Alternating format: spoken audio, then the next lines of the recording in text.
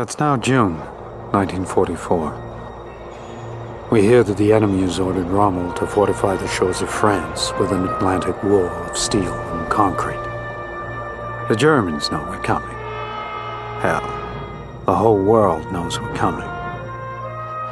Under the command of General Eisenhower, Allied forces are about to launch the biggest offensive in the history of modern warfare. Its codenamed Operation Overlord. Word is we're landing troops, tanks, and supplies on Normandy. Our first move in pulling Europe out of Hitler's fist. The assault's a few hours away now. More than 7 divisions are gearing up to hit the beach. Eisenhower's already sent our bombers ahead to pound the bridges, railways, and fuel depots. Anything to cripple Nazi supply lines to the Atlantic Wall. No doubt the Germans expect us to hit the Atlantic Wall by sea. But the night before the dawn landing, our unit will parachute behind enemy lines. Along with the British 6th, we'll clear a path to move our army off the shore. The plan is to rendezvous with Allied troops from the beachhead, work our way back into France, and snuff out resistance along the way. God be with us. Sergeant Jack Barnes, June 5th, 1944. Base to Foxhound. Come in, Foxhound. Foxhound receiving. Go ahead. Jerry's scrambling to reinforce artillery divisions north of you. They're utilizing a bridge in your area, held by a Colonel Helterbran. Your mission is to eliminate the Colonel and destroy that bridge. Reports indicate the span is heavily defended, but your orders are to succeed at all costs. Over. Roger that. Over and out. Sergeant, you're on point. Let's move. The hour is go. One's eyes close tight, and families fade. When going to war, which other men made. Though anxious and frightened, we don't let it show. For the day is approaching when the airborne must go. Each day now rolls past. We wait just the same. But D-Day is near, and for this we all came. The hour grows near. Each man feels it inside, and soon we'll be falling, with nowhere to hide. Our eyes are now down, and the chatter the same, each weapon now loaded. No longer a game. Eagles gather round, and bow your heads low. Europe awaits, and the hour is go. Planes rumble past as we wait our turn, to fly over waters we have yet to earn. Checked buckles and stripes, left nothing to chance. The jump master Stearns calls, "Welcome to France." Flak turns to fire in the blackest of night. Too low, too fast, can't jump from this height. There's no turning back.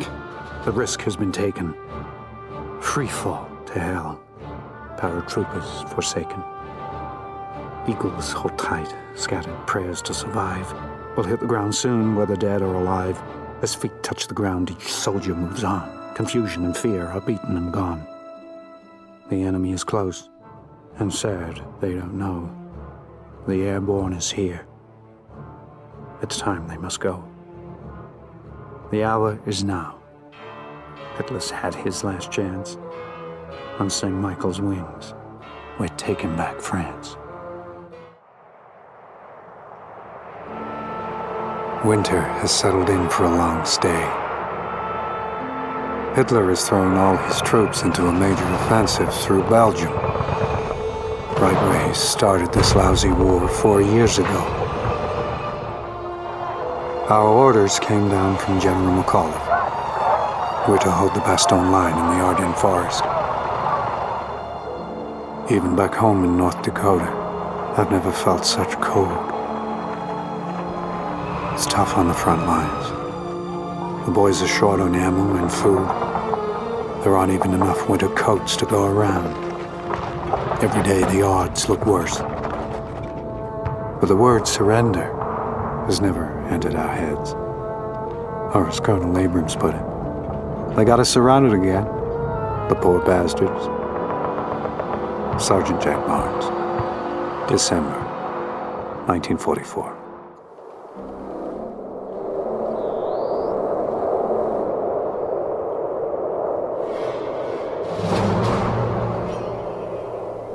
Listen up, guys.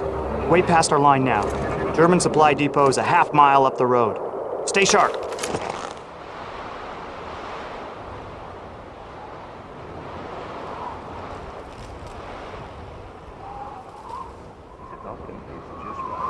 This is the best and worst cup of joe I've ever had. Don't know how the crowd stomached this stuff. You ought to try their cigarettes. A toast to Sergeant Barnes. Thanks for the weapons and the chow. Hey, Shaney, how ticked do you think Jerry's gonna be when they hear their supplies got hijacked?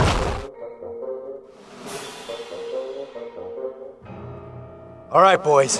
It's now or never. Brown, you go left with Foster, Drake, and the others. Hatcher, you're on that 30 caliber. Take Benson, Verona, and a small squad and hook right over the pass.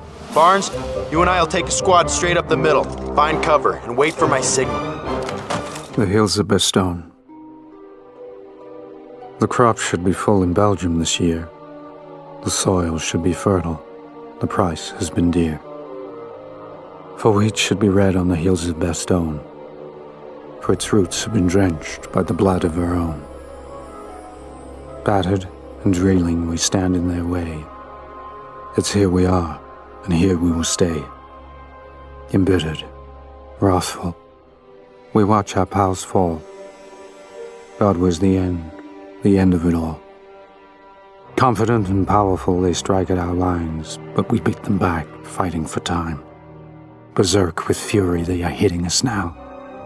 Flesh against steel. We'll hold. But how?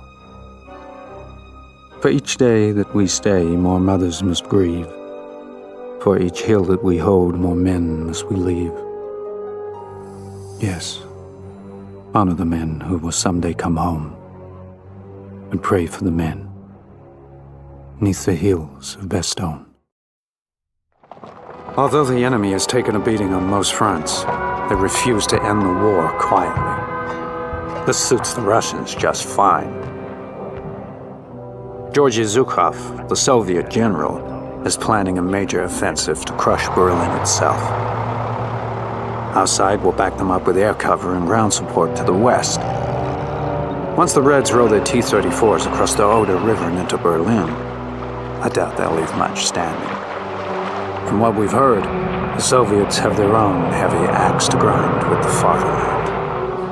Something about 20 million dead. It's no longer a question of if the Germans are defeated. The question is when. Sergeant Jack Barnes, April 1945.